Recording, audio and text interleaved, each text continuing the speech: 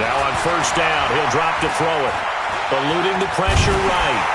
And he'll be a little shy of the 25 here at the 26-yard line. He'll get just a yard on the scramble. It's second down.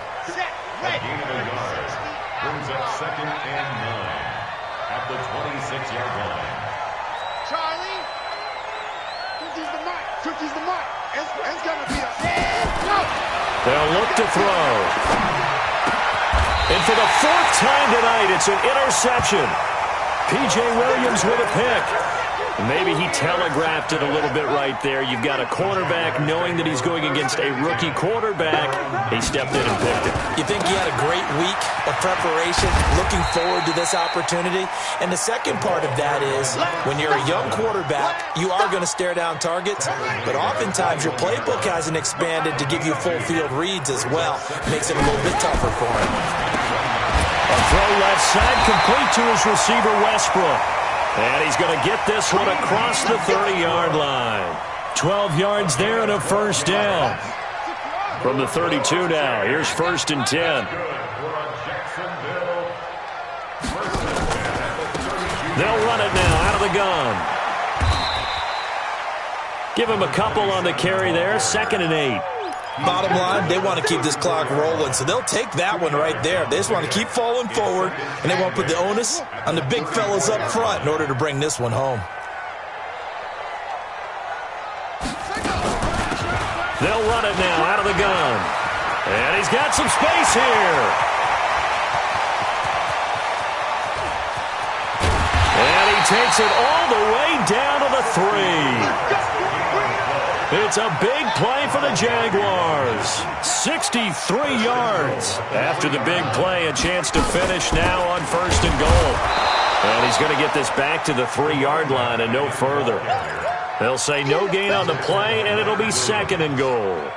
I don't know about you, Brandon, but I often think to myself, in these situations, I want a back who can create his own space, who can break tackles, and in a sense, become his own blocker. We don't have that guy in the game right now. That'll be a loss of a yard, and it leads to a third down. Line of scrimmage at the 4. Here's third and goal.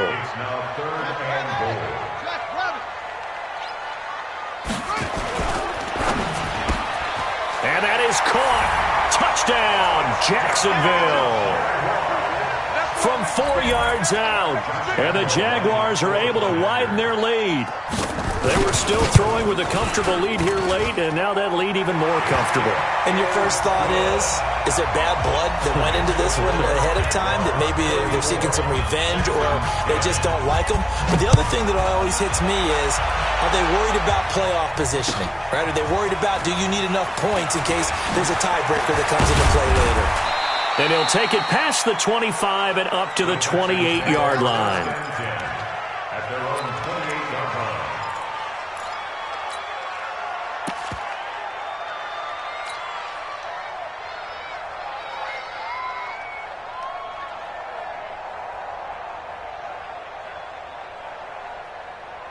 The Texans offense ready to go here for their next drive. And following the interception, just any interception, are you a little bit more cautious when you start that next drive, or no, you just throw that out the window?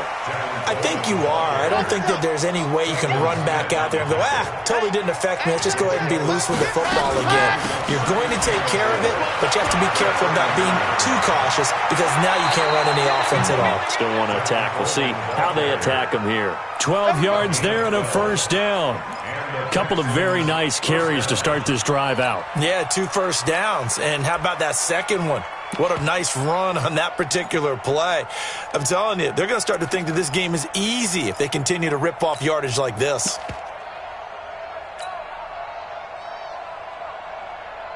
So signs of life in what's been a dormant offense in this second half. Here's first and 10.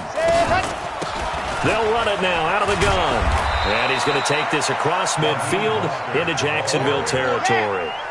5 yards on the carry. Good pickup on first down. Again, they'll run it with Mostert. And the reinforcements come in as they're going to stop him behind the line. It's a loss of 2, now third down. And they insert their dime package, 6 DBs here on 3rd and 6. Expecting pass all the way. Just 2 minutes remaining here in the fourth quarter of what has been a one-sided affair. So it's Texans football as we welcome you back. And let's see what they've come up with offensively after having time to talk it over. Hey, check Mike 50. Mike is a 50. Ready. Back to throw here. And that'll be incomplete. Well, they took their shot all right, but it comes up empty, and it's 4th down. Another incompletion. You know, it's a wonder he's still moving around back there the number of times he's been sacked. Yeah, he's staying out there, isn't he? And you don't think about it much in a game like this, but he's showing incredible leadership. Still competing, still fighting, not taking himself out of a ball game that appears lost. And they're indeed going to go for it here on 4th down. So trailing here in the last quarter, let's see how this plays out. They'll look to throw here. Escaping the pressure right. He's got his tight end Fant. And they'll have it in the red zone before he crosses over out of bounds. No reason not to try it there, and they do indeed convert on 4th. So the big play means just like that, they'll operate from the red zone now on 1st down. This is Grant. And able to fight forward inside the 15 to the 13. 7 yards on the pickup there, and it'll leave them with a 2nd and 3. Not too many offenses want to turn down long drives, but when you're down what they are, they've got to pay it off with some points. 2nd and 3. This will be caught at about the 5. And he's in. Touchdown, Houston. From 13 yards out, and the Texans get a bit closer. See, it seemed like they were so focused on the guys out wide, they forgot about him out of the backfield. That's a really good point because you've got to communicate, and oftentimes when you start counting receivers, that's exactly what you do. You start from the widest receiver, work your way inside.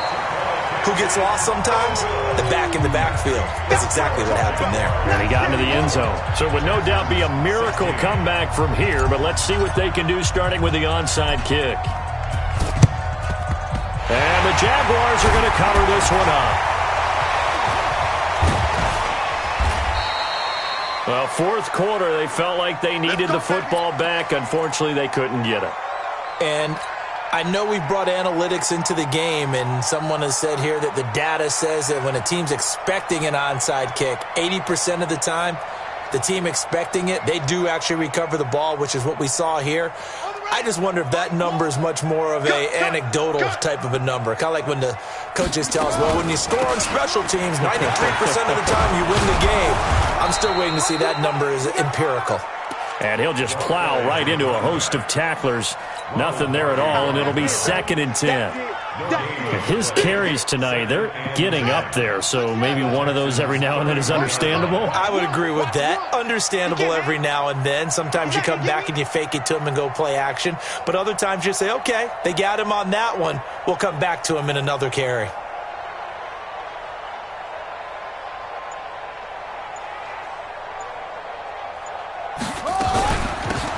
They'll run it now out of the gun. 2 runs in a row, but only 2 yards to show for it. Now the Texans will burn the first of their timeouts as they'll stop it with a little over 30 ticks to go in the football game. The Jaguars on 3rd down. They've been very good, 5 for 7 thus far. This is 3rd and 8.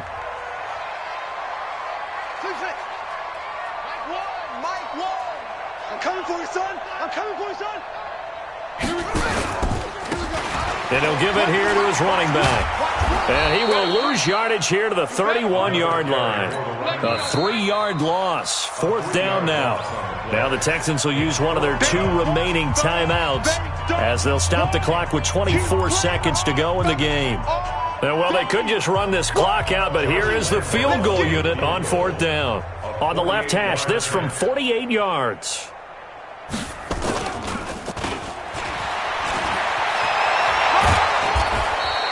They're not going to get it. They try to move the chains with a surprise, but it's a turnover on downs. It would have been a long field goal. The fake doesn't work out. And this Texans defense stands tall.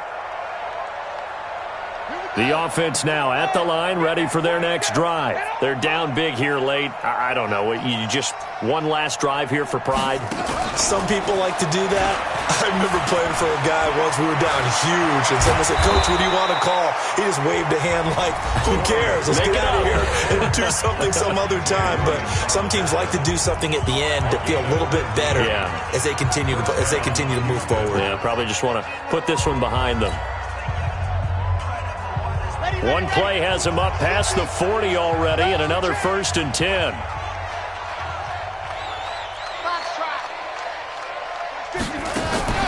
Off the play fake, he'll look to throw. He's going to let it fly. And now here's another interception. Picked off at the 23.